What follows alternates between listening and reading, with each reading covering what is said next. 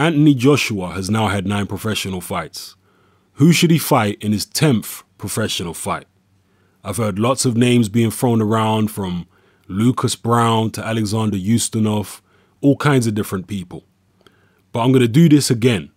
I'm going to put links on screen right now to the 10th professional fights of Lennox Lewis, Vladimir Klitschko, and Mike Tyson. The links are on screen right now. The fights are only short fights. Pause this video, go watch those fights, have a look at those opponents, and then come back and try and tell me if any of those opponents are as dangerous as a Lucas Brown or Alexander Ustinov or anyone like that. They're not. So why should we hold Anthony Joshua up to a standard which is higher than Lennox Lewis, Mike Tyson, and Vladimir Klitschko? I've mentioned before, Klitschko and Lewis were much more experienced as amateurs than Anthony Joshua. They had well over double or triple the fights that he had. Why should we hold Anthony Joshua to higher standards than them? If they're allowed to fight journeyman in their 10th fight, why is Joshua not allowed to? If they're allowed to go through that process of building their confidence and honing their technique against overmatched opposition, why is Anthony Joshua not allowed to do it? Please explain to me. A lot of people are saying they're sick of the hype from Eddie Hearn. Eddie Hearn's a promoter. That's his job, to hype his fighter. I mean, what do you expect? Mike Tyson was extremely hyped when he was coming up. The team of Jim Jacobs and Bill Caton, they managed to send videotapes, highlight reel videotapes of Tyson's knockouts to pretty much all the boxing journalists in the United States. And it caused a massive amount of hype. Before Tyson had fought anyone, he was just fighting journeymen. And it caused massive hype. Tyson was really the original. I don't want to call him a hype job because he was the real deal.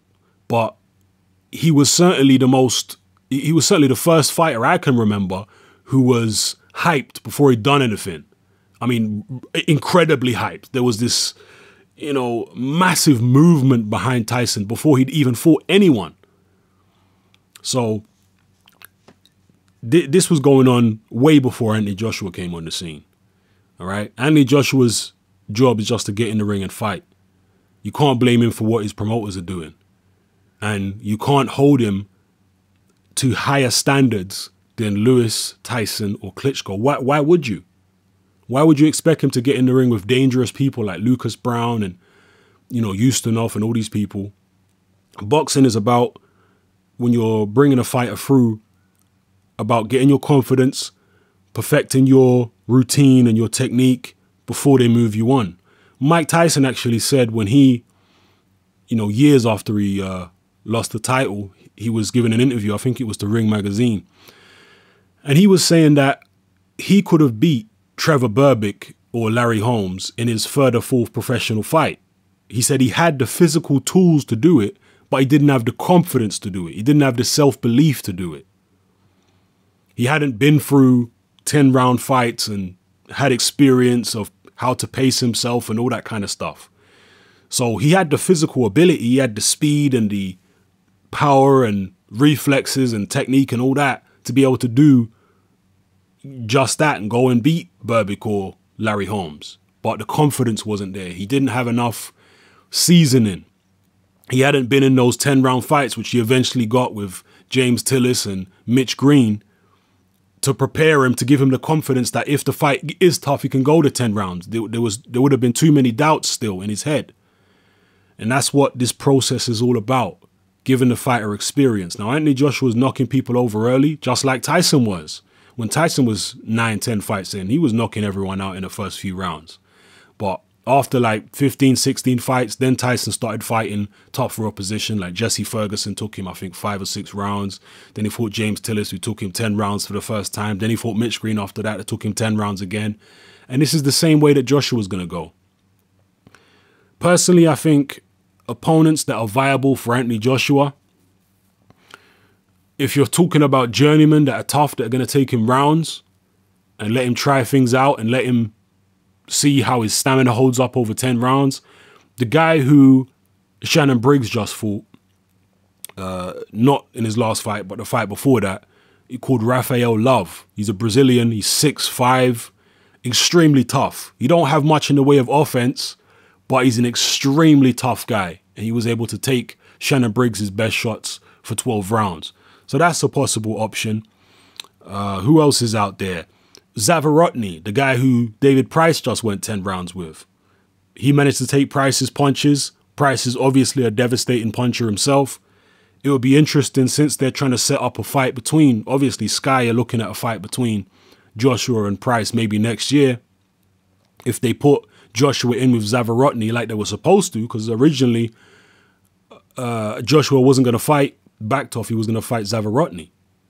Or it might have been Zavarotny instead of Erich. I'm not sure. Actually, yeah, I think it was Zavarotny instead of Erich, and then it turned out, and then it was going to be Baktov. So I'm not sure why the Zavarotny fight didn't happen, but I think that would be a good measuring stick to see where he's at compared to David Price. I know everyone's saying he's going to knock Price out, this, that, and the other. And I've always said from day one that Joshua, I mean, I'm talking about from Joshua's amateur days, I was making videos about him. Yeah, the videos are still on YouTube. I was making videos about Joshua from his amateur days. And from his amateur days, I was saying that he's more talented than David Price. So don't even get it confused. But if he fought Zavarotny, it would be a good measuring stick to see where he's at. And before I close out this video, as you can see on screen, there's a screenshot of the comment section of my last video on Anthony Joshua. And this individual, Captain Murphy, was just, you know, he made a comment about the size of the guys who Anthony Joshua was fighting. And, you know, that's a cool comment and whatever, talking about Anthony Joshua's reach, saying that his arms don't seem as long as someone like Deontay Wilder. That's because they're not as long.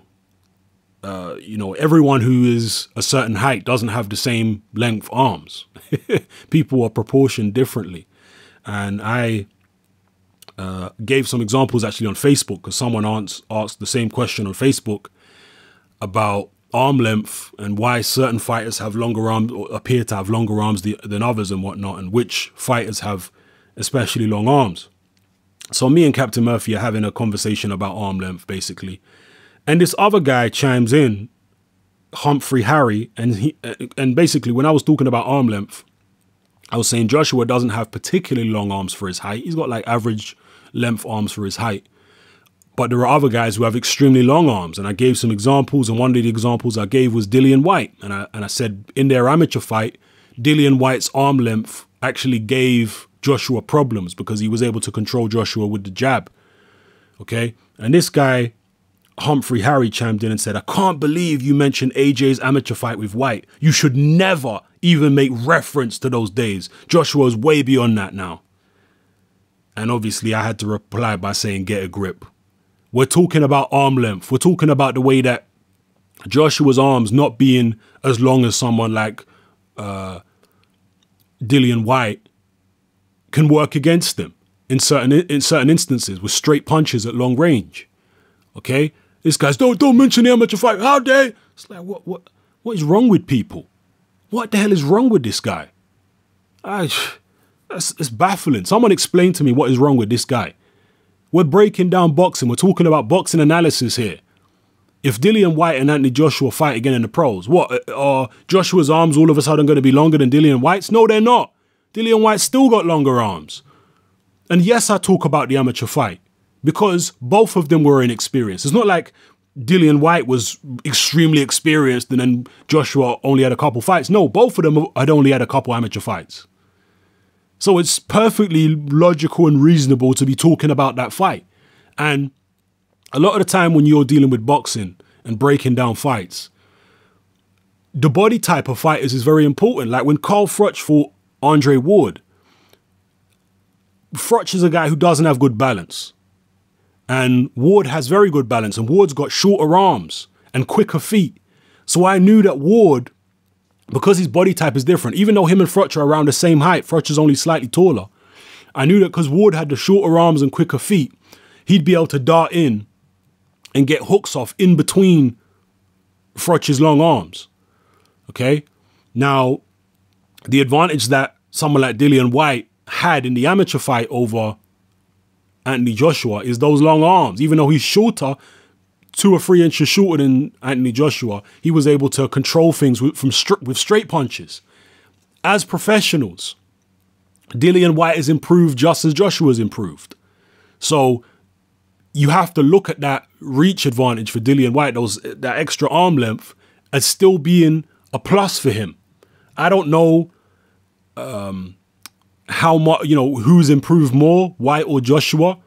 We won't know until they get in the ring and face each other. But I've always felt, and I certainly still do feel, that Dillian Whyte is going to give Anthony Joshua problems no matter what. There's no way in my mind I can see Anthony Joshua walking through Dillian Whyte. I can't see it. That is going to be a hell of a fight when it happens. It's going to be a war when it happens, and it might be one of the classics of British heavyweight boxing. That's going to be an amazing fight. Anyone who thinks that Joshua is just going to walk through Dillian Whyte, I think you are living in a fantasy world, seriously. Dillian Whyte is a very, very tough young man. Very determined, very strong, very confident. Has sparred both the Klitschko's, sparred David Haye, sparred Derek Chisora, sparred David Price, sparred Tyson Fury. Please. And he's been holding his own with those people, by the way. So anyone who thinks that Joshua is just going to walk through Dillian Whyte, you are so deluded, it's unreal. And you'll see that if they actually fight each other in the ring, which I hope they do. That's going to be an amazing fight, an incredible fight. So yeah, in terms of who I think Joshua should face next, put him in with a tough journeyman, someone who doesn't normally get stopped. Raphael Love could be a guy. There are many tough journeymen out there, Zavarotny and, whatnot. Just put him in there with a guy who don't normally get stopped. All right. Or I'm not sure if this guy fights anymore, but Dominic Gwynn would be a good journeyman for Anthony Joshua to go in with, because Dominic Gwynn never gets stopped. That guy is as tough as they come. No one stops Dominic Gwynn. If he managed to stop Dominic Gwynn, that really would be impressive. Even though Dominic Gwynn is long in the tooth, he's still extremely tough. So, and there are other guys out there as well. Those of you who are knowledgeable about boxing, I'm sure you'll drop a comment below and remind me of some of the tough journeymen out there in the heavyweight division, guys who just normally don't get stopped. So, yeah, let's keep it sensible. Have a look at the 10th pro fights of Tyson Lewis and Klitschko, and drop a comment below. It's Hatman, I'm out.